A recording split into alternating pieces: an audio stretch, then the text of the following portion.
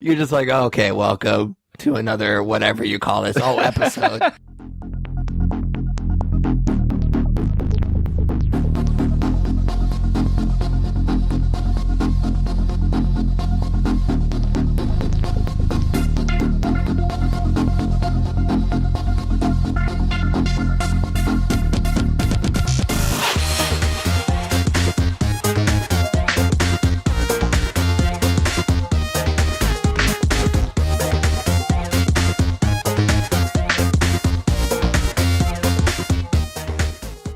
Welcome to an episode of the Nerds You're Looking For podcast, the weekly nerd culture podcast that discusses nerddom through various segments. You can find us online at thenerdspodcast.com, on Facebook, Twitter, Instagram, at the Nerds Podcast. You can email us at thenerdsyou'relooking4@gmail.com. I'm Tyler Hunt, and I am here with my co-host, as always, Pat Attack. What's up, man? I'm good, man. I don't know if you could have given it a least enthusiastic intro. You're just like, oh, okay, welcome to another whatever you call this episode. The episode that's yeah. I mean, you can find us on Facebook if you want. I mean, if you're cool, like follow us on Facebook and. That's true. I'll take that feedback and I'll work on it. I don't know. Maybe the coffee just hasn't hit my veins yet. But you're right. You're right. I should probably be a better salesman for our fucking podcast. It just felt like you were being tortured. Like, I don't like doing the intro, too. I feel super awkward. So, I mean, I don't mean for this to be like a weird, like, plug for our YouTube channel, but, like, I have to, like, remember what I'm saying when I do the YouTube. Like, what's up, nerds? It's Pat from the Nerds You Look. And then when I have to do my edited videos, I a lot of times have to do that part like 3 or 4 times because I'll say something wrong. And I'm just like, God damn it. Like, I might as well just go ahead and start over. So I feel really awkward when I do the intros. Yeah. But you were like, I was torturing you. Like I had a gun to your head. I was focusing too hard on trying to remember where all our shit is. You would think that at this point, like over 200 episodes in, it's like I'm pretty comfortable that we have a website and that we have a Facebook, a Twitter, and an Instagram. But I had to put a lot of thought into all of that. And then the email address always throws me the fuck off because it's the only thing that's not the Nerds Podcast. And then I realized that I forgot to pimp our letterbox, which was something that we've been doing. So I'll get them next time. Yeah, that wasn't your best shot. We'll do better next time. Well, I mean, I know we'll do better next time because it'll be me that's doing it. That is true. So what's going on, man? How you been? Busy. Work has been crazy. What about you?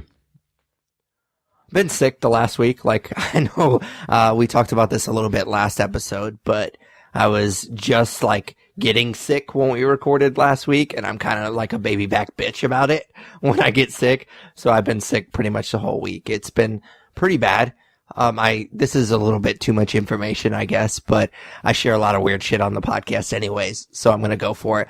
Like when I get really bad colds and like sore throats and stuff like that, I get really bad canker sores on my mouth, and it was like fucking torture this week. I had to cancel like the YouTube channel all week because I barely could talk. So I went to work on Tuesday and I had multiple people be like, did you have a tooth pulled or something? Because I was talking so weird because it was awful. It was awful to talk. That's weird, man. Is that something that happens to people? I don't know, because I said that to somebody thinking like, oh, this is something that everybody gets, because it's happened my entire life. So I just assumed it was a thing that happened to everybody. And they looked at me like I was a fucking weirdo. So I was guessing, oh yeah, you don't get that, do you? And they're like, no, I don't think that's a thing, man. I think that's just something weird that happens to you. So yeah, I don't know. It's just every time I get sick like that, I get real bad canker sores. Maybe it's because what I eat when I'm sick or the way I eat when I'm sick. I don't know. Maybe I'm overcompensating for something. I don't know. Dude, I think your herpes are just flaring up. That's what it sounds like. That's probably it. Yeah, I mean, you probably nailed it. I mean, I know that you are a doctor, so that has to be it. Yeah, I don't know. That's a weird thing, man. I'm glad I'm not in those shoes because canker sores suck. Yeah, it was pretty awful. So if you're wondering why you hadn't heard from the YouTube channel this past week, that is why, because I'm a baby back bitch and I just didn't want to do a thing where I have to talk a lot when it sucks to talk. Yeah, I mean, that makes sense. I mean, you could have done those videos where you don't talk. You just show the gameplay. I don't know what that's called, but that thing. Just gameplay videos. Yeah, that one. Just walk through gameplay. No commentary. Yeah, there we go. I think that's what you were looking for. Yeah, but yeah. There it is. Yeah, that's not really what I do anymore. So basically most of my videos is just me talking. So it kind of, it doesn't really work when I'm just not talking. So. Gotcha. All right. So if this is your first episode, we break off each episode into different segments. We like to check in with each other at the very beginning. We call it what we're into. So what are you into this week? So I was going to talk about the new Dimitri Martin stand-up special because that was pretty much legitimately the only new thing I watched this week. But this morning at the buzzer, I watched Won't You Be My Neighbor, which is the documentary that came out earlier this summer about Fred Rogers and his show, of course, Mr. Rogers' Neighborhood. So this documentary follows Mr. Rogers from his first step into television back in the 60s and just kind of how his program grew while it was on the air from 1968 to 2000. Obviously it was a big part of my childhood. I don't know why I said obviously. I guess it's not obvious that it was a part of my childhood, but it was a big thing that I watched whenever I was growing up. So I had been pretty interested in this documentary since I saw the trailer for it. And for whatever reason, I don't know why, whenever I first saw the trailer for this documentary earlier this year, it made me tear up. And I was like, what the fuck is wrong with me? Like, I don't cry easily. So I was like, why is this happening? Why am I having this reaction to it? So I was kind of nervous going in to this documentary thinking that it was just going to be like some weird emotional roller coaster. And it gets that way towards the end of the documentary whenever, spoiler alert, he dies in 2003. But overall it was just really cool to see what a genuinely nice person he was. There are a lot of things that this documentary covers that happened along the way from that giant time frame that he was on TV, and it really dives into the philosophy of Fred Rogers, which was to be good to your neighbor and to be good to yourself. I never really noticed while watching the show as a kid because I was so young, but he really used his program to talk to children about heavy things while really making it accessible to them. So, for example, like whenever he first came onto the air, Bobby Kennedy was assassinated in 1968, and the program pretty much tackled that head on with one of its puppets asking one of the human characters what assassination meant. So he was able to dive into things like that and found a way to speak to children about grief and didn't shy away from really heavy topics, which I think is really respectable.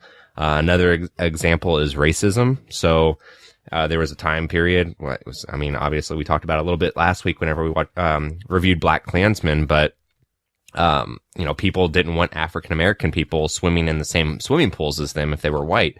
And there was an episode where he was soaking his feet in a kiddie pool in his backyard, and the local police officer was played by an African American guy, and he invites him to soak his feet as well. And they don't explicitly say it, but there's this vivid imagery in that scene of their feet being right next to each other in this pool, and there being an obvious differentiation of race, but it being okay and something that he had encouraged. So it's basically subliminally showing to love your neighbor, and no matter what, which obviously I think we need, now more than ever, like in this day and age. So they also talked a lot about how on his show they purposefully used a lot of slow space, but that it was never wasted space. So if you watch that show growing up, Pat, you'll remember like he comes in, he takes off his jacket, puts on his sweater, changes his shoes, and all of that takes a lot of time, but it was all with a purpose, which I thought was really interesting because that's very unlike the things that we get in media now. So another cool thing I wanted to bring up from the documentary that I didn't realize had happened was there was a portion where they show him going before the Senate back in the 70s when Richard Nixon wanted to cut funding for public television. And he was able to change the tide of the hearing through kindness and through being genuine with his statement. And he secured pretty much, I don't want to say by himself because there were other people that were arguing for that case, but he pretty much was the hook, line, and sinker to get that $20 million that was going to be cut from public broadcasts So he played a big part of that in the 70s. Somehow, though, which really disturbed me, because this is kind of how like the documentary wraps up, is through all the good things that this man did throughout his life, there was still backlash towards him. There was backlash on the media about how he told every child that they were special, and they kind of attributed like this culture of everybody gets a trophy to him in a way. But his message wasn't that necessarily. It's that you don't have to do anything sensational for people to love you, and for people to attack that message is just insane to me. It also was insane to me that whenever he died in 2003, there were people that protested outside of his funeral because they were intolerant of his tolerance, which also blows my mind. Like, it's just insane to me that somebody could hate such a genuinely nice person. So I don't know. Like I mentioned, I always loved Mr. Rogers' Neighborhood when I was little, and this documentary showed me how lucky I was to have that show growing up. And it's been 15 years now since Fred Rogers passed away, and it's still sad to me that he's not with us anymore. But I think the saddest thing through all of this is that Mr. Rogers would probably be pretty disappointed in what a shitbag I grew up to be. So that's also something that would pretty much suck for me to have to be face to face with him over that. But overall, man, it's been a good year for documentaries about extraordinary people. So Andre the Giant, Robin Williams, Gary Shandling, this documentary. There's been a lot of good ones this year, and I'm curious to see which ones end up making the final cut for me on my top 10 of 2018, because I think this one will definitely be up there. I loved it quite a bit. Yeah, I'm glad to hear you talk about this, because it's a movie that I've really wanted to see for a while now, but unfortunately we've talked about this a lot. I still live in Evansville, and a lot of times movies like this don't come out on theaters, and so I was pretty bummed that it didn't make it to Evansville, but it sounds like it's on video on demand. I'm assuming that's how you watched it. Yeah. So I'll definitely have to check that out sooner rather than later. I watched Mr. Rogers pretty much anytime I could growing up. I don't really remember a ton about it, like particular episodes, but I do remember certain aspects of the show, and I do remember really liking it a lot. And again, kind of going back to what you said, which is a great point, because you are a terrible person, is I am also equally, if not a greater shitbag than you are. So it's like, obviously it didn't have that much of an effect on me because I turned into a pretty terrible person. But I would be curious, because it seems like our generation, and maybe like a few years older than us, is the prime generation for Mr. Rogers. And I wonder, I mean, you can overgeneralize any generation, but I wonder if they ever did a study about how that affected our generation. Like, maybe people are kinder. I wouldn't imagine, just because the world's on fire right now, but it would just be interesting to see if that really had that long-term effect, because we joke around, but I think when push comes to shove, we are good people and we do the right thing when we can. So I don't know if that has anything to do with Mr. Rogers or not, but I'd like to think so.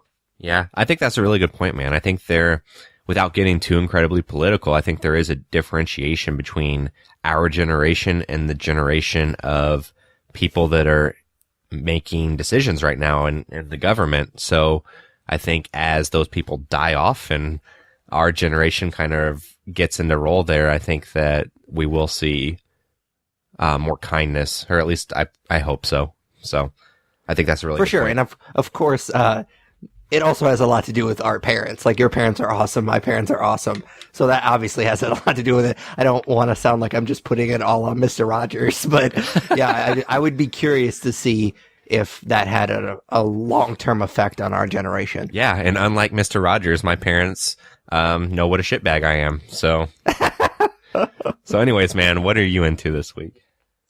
I am into a new Netflix fantasy/medieval animated show. You know, like, that's such a saturated genre. But anyways, it's from the team that was behind The Simpsons and Futurama, and it focuses on the inhabitants of a fictional kingdom of Dreamland, but it kind of mainly revolves around a character named Princess Bean, who is voiced by Abby Jacobson, her personal demon, Lucy, who is voiced by Eric Andre, and their new elf friend, Elfo, which is voiced by Nate Faxon.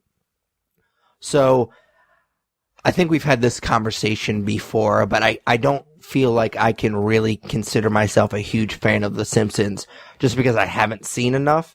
I talked about this in a very, very early episode, but when FX finally got the rights to The Simpsons, that was a big deal, and they did their big Simpsons marathon over the course of a couple of weeks, and I tried to get in as much as that as I could, but my DVR got so backed up and I eventually had to just delete like 300 or 400 episodes or how many it was because I was super behind. But I think I got through like the first like 3 or 4 seasons, and I've not watched an episode of The Simpsons that I didn't enjoy. It just, I don't feel like I've watched enough of it because I've probably maybe watched 6 seasons worth of like, what are they on? Like 30 seasons now. So yeah. I am a huge fan of the Simpsons movie. I love that movie so much. That's always going to hold a special place in my heart because when that movie came out, I was living in Vegas at the time and they had the Quickie Marts. They turned a certain amount of 7-Elevens into Quickie Marts around the country, and one of them was in Vegas. And so I actually got to go to it, and it was really, really cool. And also, that movie is fucking hilarious. So there's that. So I don't necessarily consider myself a huge Simpsons fan. However, I do consider myself a huge Futurama fan. And I think a lot of people are comparing Disenchantment. I don't think I ever said the name of the series this whole time. That's my bad. I'm talking about Disenchantment. So I think a lot of people are comparing this show to Futurama, and for a couple of reasons. One, the animation style is definitely closer to Futurama than it is Simpsons, and also Futurama took the comedy style of The Simpsons and kind of gave it a more nerdy and more complex concept. Like if you boil it down and you break down The Simpsons, it's really just kind of a family sitcom. Obviously, it's more than that because of the comedy style that they do, and they're really hilarious guys. But when you break it down, it's really just a family sitcom. And so what Futurama did was they took that style of comedy and gave it a more complex concept. And Disenchantment is like that. I mean, obviously, it's not a futuristic world, but it's a medieval, like, fantasy world. So it does have that complex concept to it. Unfortunately, where Futurama and The Simpsons are really, really funny, Disenchantment's not that funny. It's not funny. Like, it's just not laugh out loud funny. Like, I found myself smiling a lot. I feel like it's more cute than funny, and maybe cute isn't the best word for it, but like I said, I just feel like I was smiling a lot, but I didn't audibly laugh that much. I'm definitely intrigued by where they left the story at season 1, because they kind of left it on a bit of a cliffhanger. It's definitely open-ended.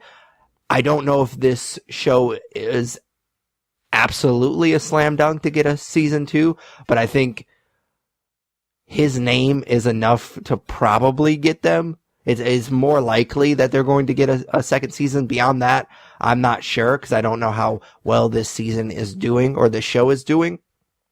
But I'm definitely excited to see where it goes. I wish that it was a little bit more funny, but you can definitely appreciate their style of comedy, especially if you're a fan of Simpsons or Futurama. And just the jokes didn't land as hard as some of the jokes that I've seen in Futurama. So I'm definitely intrigued. I would say like there's 2 Netflix animated comedies that I've watched recently, this and Big Mouth, and I'm more excited for Big Mouth because I thought that was far and away funnier than Disenchantment, but I'm excited for both. Yeah, so I watched the first episode of Disenchantment the other day, and I did not like it. Pretty much similar to you, I think that I was less forgiving, though. It just wasn't funny to me, and I didn't like the story enough to keep going with it, so I don't even think that I'm going to give any more episodes another shot. I was pretty disappointed though, because I would say I guess you're right. Like I've seen a lot of The Simpsons, but probably not enough to say I'm a huge fan of it. But similar to you, I like Futurama a lot as well. So I was pretty disappointed that it wasn't any funnier. But I don't know. If you go back and watch that first season of The Simpsons, it's not really that funny either. It's pretty dated at this point. So I'm curious if a show like this kind of finds its groove as it continues. Yeah, for sure. And I've said this before. It definitely picks up as the season goes on, but I have shit on other shows in the past where I'm like, well, I don't want to watch half of a season just for it to get good. Like I've said that before. Like for me, I think it was a couple of years ago made a Nerd Year's resolution to give Doctor Who a shot. And I think I got through the second or third season. I was just like, I'm done. Like it's just not good. And my wife was like, well, it gets better. It gets better. Well, I'm not going to just keep watching something just to wait for it to get better. And this show is not as bad as that, at least in my personal opinion. Like it does take a while to get going, but it's not like it takes 3 seasons to get going or anything like that. Like it's like 4 or 5 episodes and then the story gets really good. So I would actually think, surprisingly, I was more interested in the story than I was interested in the comedy, which completely blew me away. But that has a little bit to do, well, a lot to do with the fact that the comedy just isn't that laugh out loud funny. I will say my favorite bit, and they do play with this a lot, and it's not a smart bit by any means, but it got me pretty much every time they did it, is all the elves' names are what they do except for O at the end of it. And they work with that bit. I know that doesn't sound inherently that funny, but they do work with it really well throughout the season. So there are some moments where I did laugh out loud, but they're few and far between. Gotcha, man. All right, so our next segment is just plainly called Comics. Tyler and I read a ton of comics each week, and we like to spotlight one or two. So what do you read this week? I read I almost said Cold Snaps. Cold Spots. Cold Spots #1, which is written by Colin Bunn and drawn by Mark Torres. This is the first issue of a 6-issue miniseries that is being put out by Image, and it is said to be a horror thriller. So I was pretty intrigued by that because I do like horror comics. This book plays around with the idea of, I'm assuming, ghosts, but it's never made entirely clear. So I'm sure that question will be answered as the miniseries continues. This issue opens up with a husband feeling cold and walking up to his wife in the kitchen saying that she's watching the boys play outside in the backyard. He starts to say that she couldn't be, and then we see these dark, scary looking figures in her backyard, and without any explanation of what's going on, we then shift to what I'm assuming is going to be the main story through these 6 issues, which is a private investigator being hired by a really rich guy to track down his daughter and his granddaughter. They had fled his mansion voluntarily, we assume, about a month prior, and he mostly wants his granddaughter back since since he is her legal guardian. The story tiptoes around the idea that the private investigator and this person that's hiring him are attached in some way and that they have a history, and they even give off the vibe that this private eye is the father of the granddaughter, if you can connect those dots, but they never really explicitly say it. And either way, he sets off to find these 2 people. Then yada, yada, yada, more paranormal stuff happens and the issue's over. So we talk a lot about how the first issue of a comic has to grab you and pull you in. And especially in this case, since it's only 6 issues, it's a 6-issue miniseries, it definitely needs to get your buy-in pretty quickly because it's such a short story. But unfortunately, there's so many details left out in this comic, and I'm sure it's part of like the mystery aspect of it, and we're going to have gaps filled in as the story is told, but there's so little detail around what's going on that it's really hard to give a shit. It didn't pull me in. You asked me what comic I was reading before we started, and I told you I was going to talk about this comic and that I read it last night before bed. And then I felt like I had to read it again this morning to be able to talk about it because I honestly could not remember any details. And after reading it again, I realized I didn't remember the details because the fucking details aren't there. So that was pretty disappointing to me because I think that the idea is promising, but they're just getting a little too comfortable with this with this idea of storytelling where we don't have to share that much with the reader. And for an issue 1, that just doesn't make sense to me. I will say the art style kind of matches the writing style in that it's missing details. Like if you look at a person's face, there are like lines missing. So it's like a very vague art style, and that kind of sounds dumb, but it actually plays pretty well in giving like this comic a kind of scary vibe. The coloring looks like it was done with watercolor, which I also think is pretty cool. But overall, I just don't think that I'm going to stick with this book because all of the things I said, it just didn't grab me in this first issue, and I can't justify spending money on something that may or may not be good at the end of the 6-issue run. So I think that I'll be done with this after this week. Yeah, so you mentioned that I asked you what you were going to talk about just so we didn't double up like we have a couple of weeks ago. And when you told me, I was like, yeah, I've never even heard of that. So, yeah. I mean, Image Comics has been putting out a lot of number ones, and they do have a history of putting out a lot of number ones and these miniseries and what have you. So it doesn't really surprise me, but yeah, I mean, it doesn't sound like it's that interesting and nothing that I'm going to seek out by any means. Yeah, I definitely wouldn't, man. So what did you read this week? So I made sure I called dibs on this because I was pretty sure that it was going to be something that you were going to want to talk about, being the big Batman fan that you are. But I didn't actually know that this had come out until I went to my comic book shop, and I had picked up a lot of my books that I had been, because I have a pull list in a local comic book shop, and a lot of it's Batman and Star Wars. And the guy that was running the counter, I guess he was feeling a little frisky, and he was like, "Oh man, you like Batman?" I was like, "Obviously I like Batman because it's half of what I'm buying right now." He's like, "There's a new Batman miniseries," and I was like, "Okay, I'll buy it. Like, you don't have to continue." Like, he tried to sell it. I was like, "You had me at Batman miniseries. Let's do this." So I got it, and that was obviously what I'm going to talk about right now. It's Batman Kings of Fear. It was written by Scott Peterson, and it was drawn by a guy named Kelly Jones, who is kind of famous for his drawing of Batman, among others. And so I was really excited, mostly because of that, because I haven't read a lot of his stuff before, at least the stuff that he does the art for. So I was really excited for it. But I don't want to say it's bad, because, I mean, he's definitely famous within the comic world, but it's just not my cup of tea. I don't particularly like, and I've looked at his other stuff after I got done reading this book, so I wouldn't sound like an idiot, but it just seems like he has that style of any superhero that he draws them with like ridiculous amount of muscles.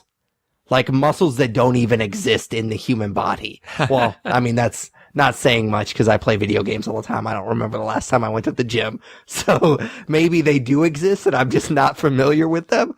But it just seems like he draws them like super like buff. And I mean, Batman is that, but he's not ridiculous. And he kind of draws them a little ridiculous. And I also don't particularly like when artists give Batman like these huge ears, like super long, and I don't understand why you would do that. That makes no sense to me. Like, you would think that he would want them as small as possible, because that would obviously, I mean, you can't get under doorways. Like, how does he have to duck? Like, it's ridiculous.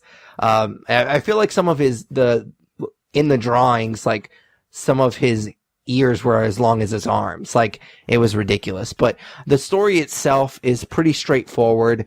So Batman has to fight the Joker at the very beginning, and Joker kind of gives one of his typical Joker monologues, and then Batman kidnaps him, and they kind of have a little chit chat in the Batmobile as Batman's taking him to Arkham. And then when he gets to Arkham, the villains escape, of course. And it definitely has that Arkham Asylum, those type of video games, that especially that particular game. It definitely has the feel of that, and I was excited for that, but you don't get a ton of them in Arkham because that's where the story is going. So the villains have escaped from Arkham, and he basically cleans them all up except for Scarecrow. And the very end of this particular issue, it's a 6-part miniseries, just like the one that you just talked about. And so the end of this book is Scarecrow kind of scaring Batman, and it's going to kind of go from there.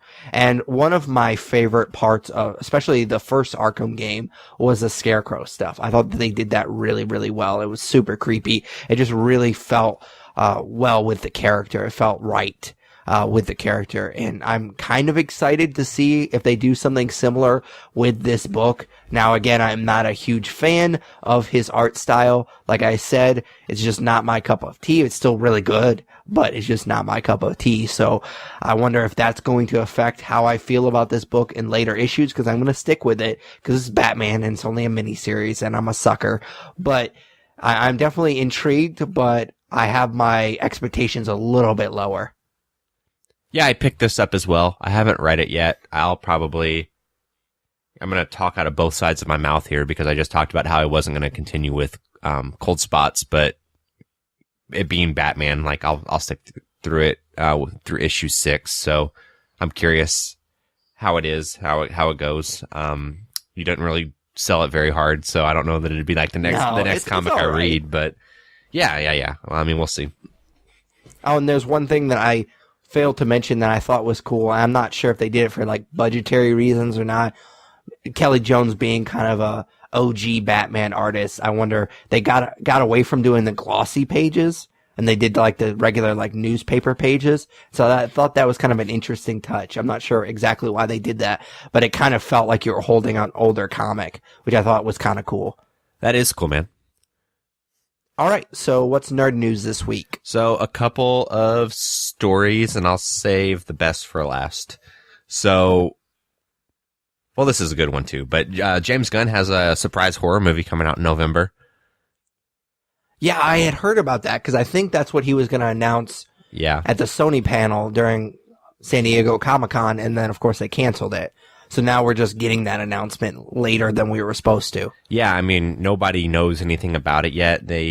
Sony committed to a November release date that they're not moving. You're right. It was like he had teased it on his Twitter, and it was going to be like this big announcement at Comic-Con, and then, of course, it got canceled because of the allegations and him getting fired by Disney and all that other stuff. But, I mean, we've said our piece around him being removed from Guardians of the Galaxy and us feeling like he should be reinstated, but at least, you know, we do get a horror movie from him this year, and his roots are very much stemmed in horror. So I'm excited to see what he put together, and I'm curious when he made it. Like, he's very active on social media, and at no point was there ever a hint that he was filming a movie. So I'm excited for it for sure. Yeah, did you ever watch the Belko Experiment? I did. What'd you think of it? It was not great. I don't think he directed it, though. He wrote it, right? No, he wrote it. Yeah. He did not direct it. I was looking it up as you were answering. You didn't give me much time.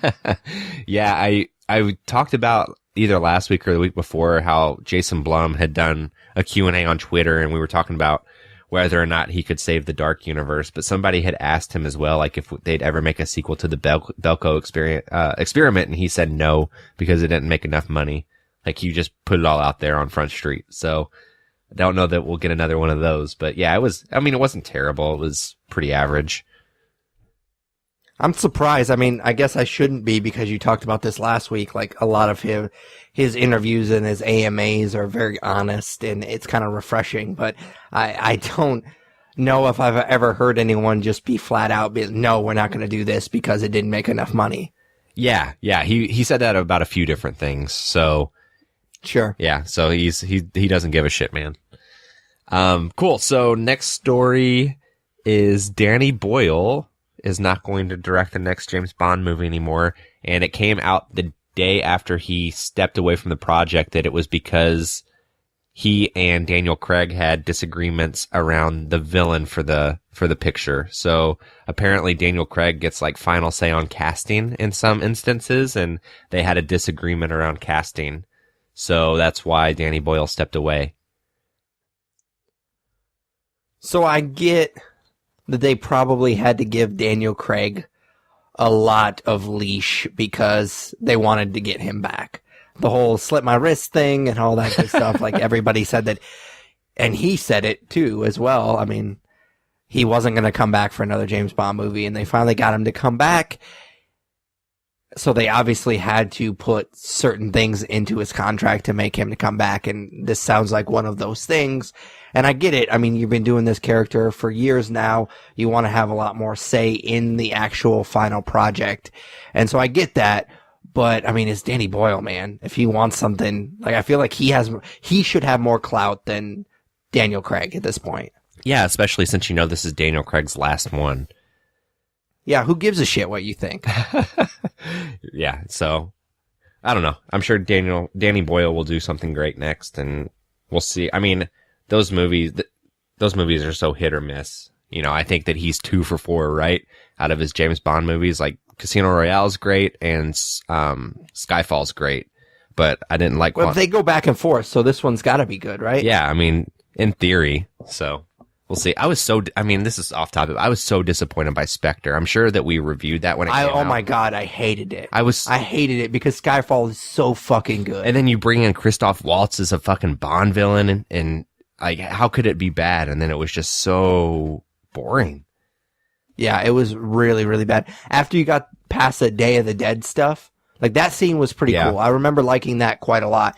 And I was like, oh man, this movie's going to be awesome. And then it was exactly what you said. Fucking boring. And I didn't think you could make him boring. But he was super boring in that movie. Oh, for sure, man. I love Casino Royale, though. Casino Royale is pretty good, too. I don't even remember the other one. I don't even know what it is even called. It's got a weird name. Quantum of Solace? Oh, yeah. I literally don't remember a thing from that movie. All I remember is that the villain was like trying to take water from someone or something. That sounds about right. All right. So 2 more stories. This one isn't really like news, but I thought it was interesting. So apparently the people that run the Marvel Reddit page like did the research, and Spider-Man and the Wasp are the only heroes in the Marvel Cinematic Universe that have not killed someone, which was surprising to me. And I don't know why. Like, the Marvel Universe doesn't shy away from their heroes killing, but I thought that was interesting. Now I'm trying to think of who killed who. Like, yeah. I mean, obviously Tony Stark, I mean, he has all the weapons and stuff like that. There's got to be collateral damage. But is there a particular scene where he killed somebody? I don't know. Is there something that jumps out? Who did Ant-Man kill? Did he kill the Yellow Jacket? Maybe one of the guards? How did Yellow Jacket die? I forget. I don't honestly remember. He had to have killed Yellow Jacket. Yeah. I don't know, man. The same thought process kind of went through my mind. The article I read focused on Captain America because he had a role in the Red Skull's death, I guess. Even though Red Skull wasn't dead. I don't know. I forget. There was something that Captain America did, but he was like the closest to have not killed before. But yeah, but I mean, if you think about it, like, are they counting the collateral damage stuff? Like, oh, you're somewhat responsible for this building exploding. Are you then responsible for the people? Like, are you counting the people inside that building? Because I guess all of them, anybody involved in Avengers, the first Avengers movie, obviously they killed 1 million people, like however many people died. Like, you could make a case that they're responsible for those people. And obviously they do in later movies, and that's a big part of the Marvel Cinematic Universe. But is that what they're counting? I would doubt it. I don't think so. I think that if you really go back and watch those movies, every character has killed someone at some point. Yeah. I'd just be curious to go back and do that research. I'm sure that they line it all out on this Reddit page. So you could probably go to the Reddit page and they'll say everyone that these characters have killed, because it sounds like they don't have a lot of time or they do have a lot of time on their hands. So I'm curious to check that out, but I thought that was interesting. Yeah, for sure. And it makes kind of sense that Spider-Man and Wasp, because they're the 2 newest characters. So that kind of makes sense that they'd be the only ones that haven't killed anybody. Yeah, it's like, okay, give it time. We'll see. So. Oh yeah, for sure. And then I told you I was saving the best for last. So after 12 seasons, The Big Bang Theory is going off the air. I didn't even know it was still on the air. So this isn't even good news for you. This is bad news because now you know that it's like still a show that they make. Yeah, I don't understand. So I watched the show for a while. Like I would watch it occasionally on syndication, TBS, but it didn't take me long to figure out like this show is just not that good. It's not good. Yeah. It doesn't, not only is it not nerdy as they want it to be, it's not even that. I mean, for a couple of reasons. First of all, there's not 5 or 6 people in the same city that like everything that they like. Nobody likes DC and Star Wars and Star Trek and Marvel and all of these other things. Like, there's not those people, and there's not 6 of them, or how many people. I don't even know how many people there are in this stupid group. So that's the thing that happens. And there's a perfect video, and I might post this to the show link or the show notes or whatever, post on our website for this particular episode. But there is a great YouTube channel or a YouTube video of a guy, and it's a scene from Big Bang Theory, and it kind of sums up my distaste for this show. It's literally like one of the characters just names a bunch of nerdy things in a row, and then they have the laugh track, and the guy is just filming it. He's like, where's the joke? There was nothing funny. He just named things. And that's kind of how I feel about the show. And it's kind of perfectly sums up how I feel about the show. Is they obviously don't know nerd culture, so they can't make actual jokes about it. All they can do is just name nerdy things. And people that watch that show, I don't think are nerdy people.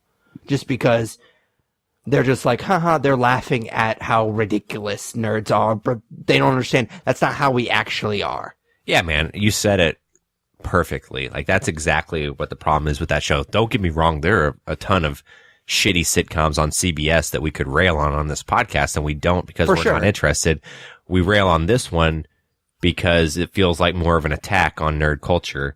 And I think my biggest pet peeve is when people that don't get nerd culture try to use this show as a way to relate to me and don't understand that. I'm not going to sit here and say like the show's offensive or something, but that it's just so out of touch that it. Yeah, absolutely. Yeah, so it's made by people that think of nerds in a particular way, and that's how they portray them on screen. And again, it's not offensive. It's not like we're being persecuted or anything like that. Don't get me wrong. It's just they don't understand what it is. And so they have their stereotypical view of all of us, and that's how they portray it on the screen. And I think this is what you were going for. Like, I cannot stand when somebody will be like, oh, you're a nerd, you must love this show. I'm like, no, fuck that show. Exactly. Yeah, for sure, man. All right, man. All right, so that's it for nerd news? Yeah, for sure. All right, cool. So the next segment is just kind of our main topic, just because it changes from episode to episode. There's no reason to give it an actual name. So we review a lot of movies and TV, and we're going to be reviewing a movie this time, the Happytime Murders, which was directed by Brian Henson, who is the son of the famed Muppets creator Jim Henson, but he's also kind of an accomplished performer, puppeteer, director in his own right. I think he's done a couple of the Muppet movies. I think he was the director for those movies. So he kind of is a filmmaker in his own right. But the Happytime Murders is about essentially when the cast of an old children's show begin to turn up dead, a puppet ex-cop turned PI must team up with his former partner, which is played by Melissa McCarthy, to help solve the murders. And I have to admit, I didn't know that this movie even existed like 6 or 7 months ago. But when I first saw the trailer for this movie, I was pretty excited for it. I really like movies like this that take things like the Muppets or animation like the Sausage Party did, and like movies like that take a genre that we have certain expectations for, and they'll go the opposite direction. And because of that, I was pretty excited for this movie. I was not excited for this movie. I refused to watch it for a while, and then it came down to a little bit of behind the scenes, either reviewing this or reviewing Disenchantment this week. and I knew that I could commit to an hour and a half movie better than I could commit to 10 to 13 hours of a TV show. And I wasn't happy about it, but Disenchantment was 2.5 hours. It was 25-minute, 10 episodes season. Oh, I thought it was like 2.5 hours. I thought it was 20 episodes. No, it was only 10. Well, if I could go back in time, I would have rather suffered through Disenchantment. Spoiler alert. No, my wife was really excited for this movie, and I also figured, like, she's gone to see a lot of movies with me this year since we've moved away. She's my movie buddy, and there's been a lot of stuff that she hasn't wanted to watch, but she's gone and she's watched it with me, so I figured I'd be a pretty shitty husband if I couldn't suffer through this one with her. I, like you, kind of like the idea of them playing with things that are for kids and making them adult, similar to what they did with Sausage Party. I think I like that in theory, but for me, I don't know why. I guess it's maybe just because I hold the Muppets to like this high standard that you shouldn't fuck with the Muppets, and then it was even more distasteful to me that it was Jim Henson's son that directed it, and all of that just left a bad taste in my mouth. So I did not have high expectations going into this movie. See, I actually had the opposite when I found out that it was him. First of all, I like him. There was an older episode of The Nerdiest when I used to listen to that podcast, and he was a guest on, and he just seemed like a really cool guy. Like, just listening to him talk, he seemed like a really cool guy, and he's been doing it for a long, long time. And so I actually thought the opposite. Like, I was like, okay, well, if somebody could make this good, it's this guy. And so I was actually pretty more excited because of that. And I'll agree, like, I bring up the Sausage Party just because it was that same thing where they took animated characters and you assume that it's a kid's movie and they turn it on its head. I didn't particularly like the movie. It wasn't well executed. Spoiler alert, it was far and away a better movie than this movie, but I was just using that as an example. I agree with you. It wasn't necessarily a very good movie, but as far as my expectations go, I was pretty excited because he was involved, and plus I really like these types of movies. Yeah, I mean, I think that you're basically what you're saying. What I'm thinking is, I like these movies in theory, but I cannot tell you a lot of movies that have done it well, because I did not like Sausage Party either. I think I've called it The Sausage Party twice, and I'm not sure why. That's not the name. It's just Sausage Party. But we like to break up, like I said earlier, break these reviews up into different segments. And the first segment is just a general overview. We call it Broad Strokes. So how'd you feel about the Happytime Murders? I feel weird asking you that because I already know how you felt about this movie. Yeah, I'm going to rail against this movie pretty hard. But I'll try not to say the word garbage too much. But it's going to come out at least 10 times. So this movie is so entirely unfunny that even I was surprised with the low expectations I had going into it. It's the same gag over and over, and the gag does not age well throughout the movie's brief runtime. As far as the plot goes, the mystery of the movie is obvious, and it's really hard to dig in too much because it's basically a Saturday Night Live sketch turned into a movie that's a waste of time. I can't tell you the last time I was repeatedly looking at the time during a movie that's so short. Like, this movie is 90 minutes, if that. And I looked at my watch at least 10 times throughout it to see how much longer I had. It's really, really bad. Yeah, like I said at the beginning, I was really excited about this movie. I thought it was a really cool concept. And like The Sausage Party, I did it on purpose that time, it wasted that concept. It never wanted to be more than puppets saying and doing nasty shit. And that can be funny at times. In short spurts, it can be funny, but not when you're doing it the entire movie and the movie's, an hour and a half long. Like, that gets old really, really quick. And kind of like Disenchantment, actually worse than Disenchantment, like, at least Disenchantment, I was smiling some and I laughed out loud a few times. I don't think that I laughed out loud one goddamn time in this whole movie. It's just almost criminally unfunny. And they really try so hard. So hard. And it just didn't work for me at all. And I'm not against that type of comedy. So it's not like, oh, I'm sticking my nose up at it. Like, oh, I'm better than this raunchy comedy. I do think that kind of stuff is funny. It just wasn't funny in this particular movie. And it was so obvious that that's all they wanted to do. They didn't want to try to do anything other than, we're just going to have this puppet say something sexual or something super raunchy. And that's going to substitute for our lack of actual comedy or actual joke. And that's what really bothered me. I agree. All right, so let's break down the story. I think this is probably going to be my shortest story segment because of a lot of what you said in broad strokes. But yeah, go ahead with your thoughts on the story. Yeah, I mean, what story? The puppets are getting murdered and they have to find out who's doing it? Give me a fucking break. I honestly am not sure how to critique this movie seriously because it feels so far removed from anything that I would ever consider to be good.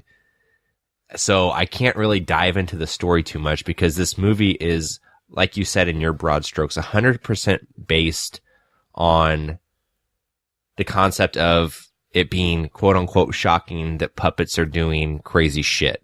So yeah, there's a story in there, but there's not much of a story. It's more just a platform for puppets to have sex with one another or do drugs or say things like, suck my dick. Like there's not much there. So from the story aspect, like it's a very loose, terrible plot that just is allowing puppets to do crazy things. So I really don't know how much more to critique it because I think most of my issues lie with how it tried to be funny and failed miserably. Yeah, it felt like this movie threw every buddy cop trope at the wall to see if it stuck. And really nothing ever did stick, and they never really tried to develop anything. So at the very beginning of this movie, it felt like they were doing a not so subtle look at racism. And I was like, okay, cool. They're going to try to use this concept and look at racism. But then they never really did anything else with it after the first 15 minutes. And then the reason Phil, the ex-cop puppet, the main character of this movie, gets kicked off the force is pretty anticlimactic. Like they kind of tease it at the very beginning of this movie. And then you finally at the second act figure it out. Like they show it to you. But it was pretty much, like I said, anticlimactic. I don't know why I couldn't say that word.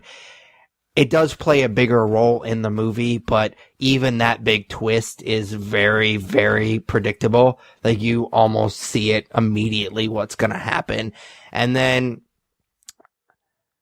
Melissa McCarthy, being part puppet was really fucking stupid. It was just really stupid. And they tried to, it felt really forced because they tried to make her this outsider. And honestly, if you didn't know that she was part puppet, cause she has a puppet liver or some bullshit. And if you didn't know, she just looks like a human being. Unless she tells you that she had this part where she talks about how she's not wanted in either group. Motherfucker, nobody knows this. Nobody knows this unless you tell them. So it just didn't land. Nothing that they tried, first of all, really made any sense to me. And second of all, they never really even tried to develop it. Like I said, it just felt like they were throwing all these tropes up against the wall to see if they stuck, and nothing did. Yeah, I mean, I started laughing there because we're seriously talking about a movie in which somebody has a puppet liver. It's just, and yep. Not because it's a funny gag, but because of that's what this movie is. It's that incredibly stupid. Yeah, for sure. So it feels kind of silly to talk about performances because really it's just kind of Melissa McCarthy, and she does everything that we have complained about Melissa McCarthy in the past. It was just, oh, look at her. She's a fat person and she's a woman saying raunchy things, or she's a fat person falling down. That's pretty much the entire movie. And it was really, it was very disappointing. I will say that it was kind of cool, the credits rolling in this movie and them showing you how they actually filmed the puppets. I thought that was pretty cool. I would have liked to seen a little bit more of that. Obviously, you're not going to see it in the movie, but like the production special features, I'm never going to buy this movie, so I guess I'll never see it. But that was pretty cool. Being a film nerd, I did appreciate that. But other than that, I mean, nobody else was that great. Nobody else was really even used in this movie. You have Stanley from The Office, which I don't even know his real name. He's in it, but he's not really in it. And you have a bunch of puppets and Melissa McCarthy was really bad in this movie. Yeah, I mean, even Joel McHale shows up in this movie to not do anything. Oh yeah, I forgot about him. He shows up to not do anything funny. He plays the straight man. It just doesn't make sense. I don't know if they were trying to do like the cameo thing that the Muppets are known for, but it just didn't work. I mean, I will agree with you. Like, I do appreciate the effort that goes into making a movie like this, because I imagine it's not easy to make those puppets work and to make the performances work, but yeah, everything is garbage. It's all garbage. The performances are garbage. Melissa McCarthy's garbage. I would take Melissa McCarthy and Life of the Party over Melissa McCarthy in this movie, which is saying something, because I fucking hated Life of the Party. So this doesn't really have to do with her performance, but it's more of a story aspect, and I didn't bring it up because it's so stupid and miniature in as far as the whole scope of the movie. But at one point, Joel McHale, who works for the FBI, suspends Melissa McCarthy, who works for the LAPD, and he asks for her badge and her gun. I was like, pretty sure that's not how that works. They didn't care enough to No, I thought they were going to make a joke about it. I literally was like, okay, they're going to make a joke about how, that's not how this works. And then they just never did. Yeah. They didn't put enough effort into it. They just wanted to play with puppets and make them do stupid shit, man. They didn't care enough to make the movie make sense. Okay, so the last segment we usually will talk about the action or comedy or whatever, and there really wasn't a ton of either one of those in there. I guess the most we could talk about is probably the comedy, but we've kind of beaten that dead horse. But I guess just to put a bow on this, let's talk a little bit more about how unfunny this movie was. Yeah, I mean, there's not a single good gag. Like I said, you mentioned that you never laughed out loud during this movie. I never smiled during this movie. So that makes this, again, bringing up Life of the Party, because I think it's the easy comparison, because it was the worst movie I had seen this year. I smiled once or twice during that movie. So I would not have believed you if you would have told me I would have disliked this movie more. But I think that that's where I'm at with it. I don't know, man. It reminds me of those movies like Date Night or Scary Movie, or no, sorry, not Date Night, Date Movie, Scary Movie, Disaster Movie. It reminds me of something in the vein of those. This could have been called Puppet Movie, and it would have made more sense. It feels like 10 to 15 years too late, and those movies were garbage, so it would have fit right in with those. But yeah, it's just not funny, man. It wasn't good. I will say that I did kind of enjoy a couple of moments. I smiled a little bit when they had the little bunny puppet at the porn shop and he shits eggs. I thought that was kind of fun. Again, not funny, just kind of fun. And then when Phil comes in his office, they overplay that too much, but I did think that it was funny that it was Silly String. Don't shake your head at me. I'm shaking my head because I literally just got a notification on my phone from MoviePass promoting this movie, and it says No Sesame All Street. And it's they're spying on us. Two things I hate the most in one notification. So, but I mean, I smiled. I never laughed. That's the thing. Those are the two things that kind of pop out at me as being the funniest thing, and it didn't even make me laugh. So that tells you how unfunny this movie is. So not that we necessarily have to give it a star rating, because they're not going to be good star ratings. What'd you give? I literally couldn't even think of the fucking title of the movie for a second there. The Happytime Murders. There we go. I got it. I'm going to give it 1 star. And the only reason I didn't give it a half star is because, like I said, I appreciate the effort that goes into making a movie like this with puppets. So that's Fast and Furious territory. I don't think I've ever given a movie 1 star other than maybe that movie. And so I don't think that this movie was close to as bad as that one. Like, I would definitely, if you gave me a choice, if you put a gun to my head, I would watch this movie before I watch that fucking Fast and Furious movie again. So I feel like I have to give it a higher star rating, because apparently that's my qualification for star rating, is if you're holding a gun to my head. But I think I'll give it 2 stars. It's not a good movie by any means, but I don't think it's a 1 star necessarily, because of what you said. Is the fact that it just takes so much time and effort, and you have to appreciate that. They could have easily done this with CGI, and they didn't. They did it with actual puppets.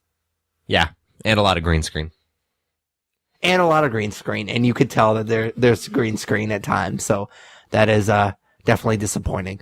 All right, so I think that might be the shortest review we've ever done. Like, I felt like it was like ripping off a Band-Aid. Like, I just wanted to be done with it just as quick as we possibly could. So what's nerd favorite this week? So nerd favorite will probably be pretty quick as well. I just wanted to end on a higher note and keep it in line with the Muppet puppet theme. So I just want to know who your favorite Muppet is, man. I realize we've been friends for forever. I don't know who your favorite Muppet is, and I feel like that's a piece of info I need to know. So while you think of yours, I'm going to give you mine.